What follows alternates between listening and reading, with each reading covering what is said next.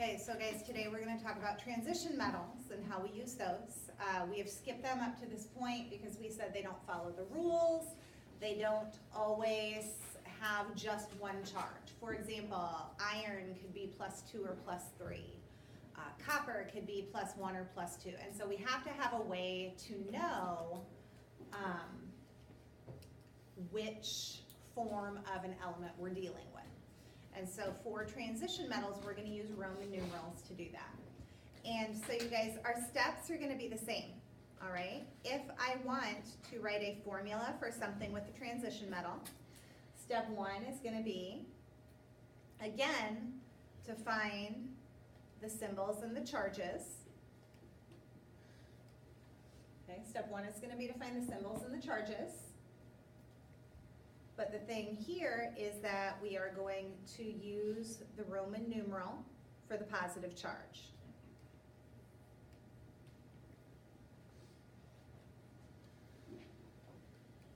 Use the Roman numeral for the positive charge. You're not going to look at the periodic table to get this. You're just going to use the Roman numeral that's given to you. And then once you have both of those, again, you're going to make the total charge equal 0.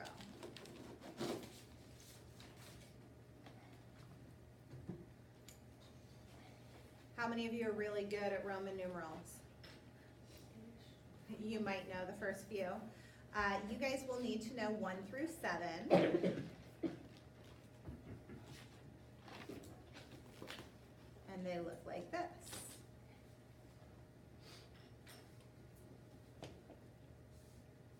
And they look like that. So for example, if I give you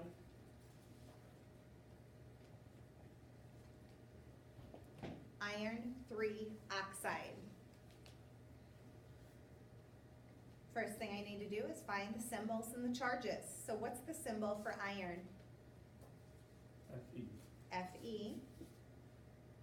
Then you guys, this Roman numeral 3, because if I look for Fe, if I look for iron on the periodic table, it's element 26. You can see that it's in the middle. We don't know the charges of those transition metals.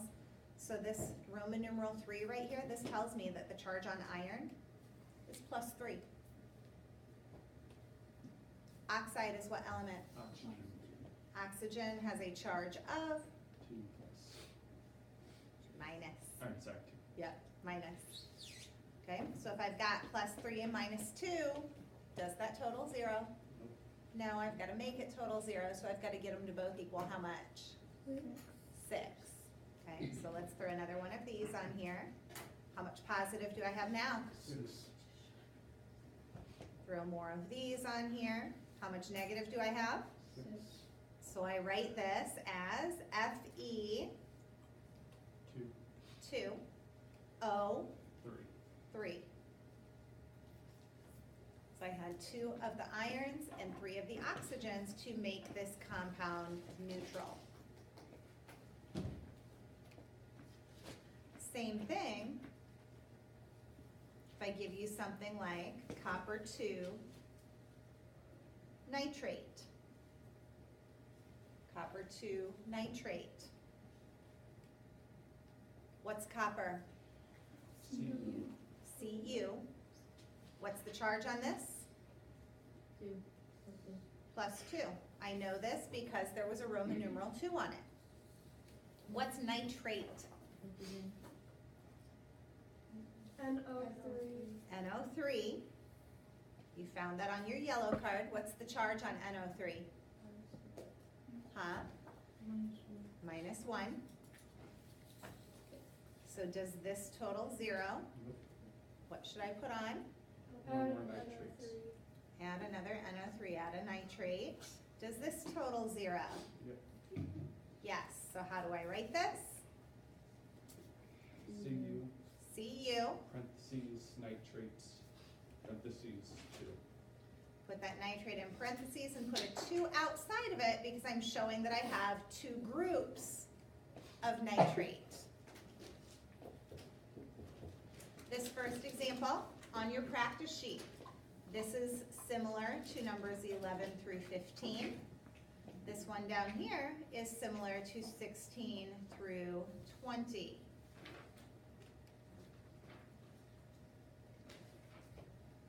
You're doing the same thing both times. You're using that Roman numeral as the charge, and you are either pairing it with a single anion, or you're pairing it with a polyatomic. Same thing. For naming, we've got to put a little more work into it. So I'm going to slide this up and we're going to talk about naming. So to find the name, you are going to name your first element. And behind it, you are going to put blank parentheses. So we're going to put parentheses there knowing that we need to plug in a Roman numeral. We're just going to save that part till last. And then we are going to name the second element or polyatomic, depending on what we have. And then our last step is going to be to use the negative to find the positive charge.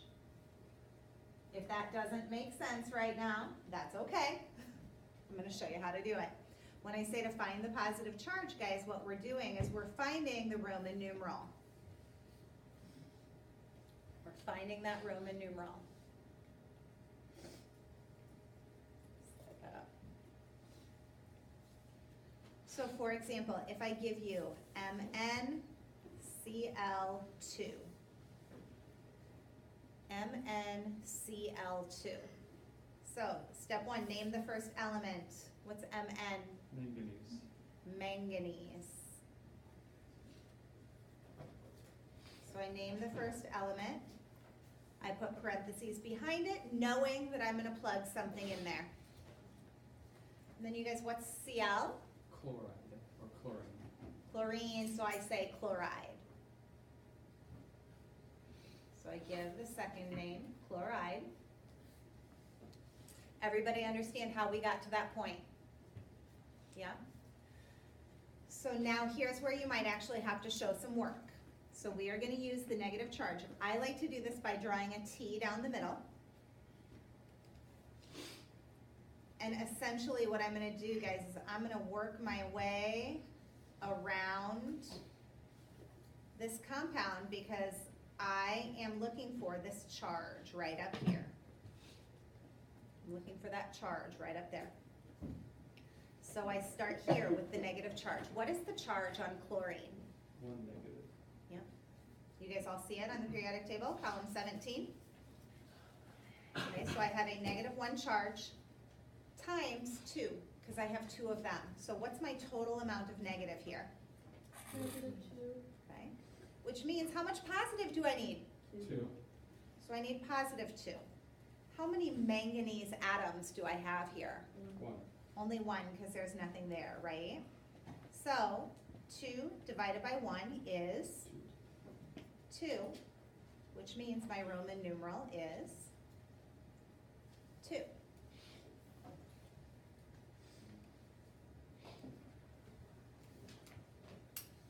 Let's take a look at another one.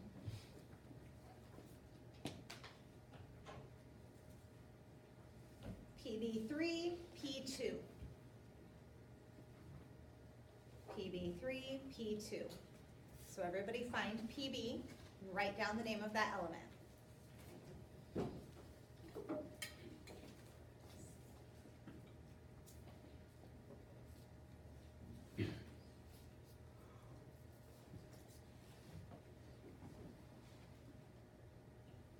Everybody find it? Yep. What is it, Becca? Lead. So I'm going to put lead. And I know that lead is in column 14, but I'm going to tell you that anything under the stair-step line, for the most part, is also going to act like a transition metal. So I'm going to go ahead and put my parentheses behind it. Who found phosphorus? I just answered my own question. So P is phosphorus. What do I write? phosphide, yep. I do that a lot, answer my own questions. Okay, so lead something phosphide. Now I'm gonna go back in, I'm gonna draw my T. What's the charge on phosphorus? 3 negative. Yep, so if I have 3 negatives times 2, what's my total negative charge here? -6. Okay, which tells me over here I need positive how much? 6. So you guys, what's 6 divided by 3? 2. 2. So in here for my Roman numeral, I'm gonna put 2.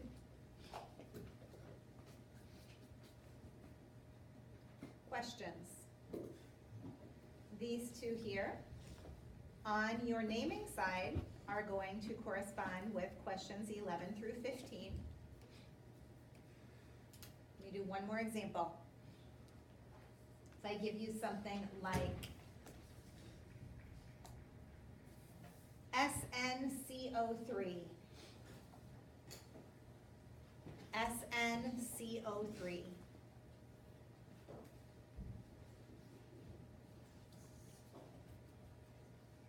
What is Sn? Tin.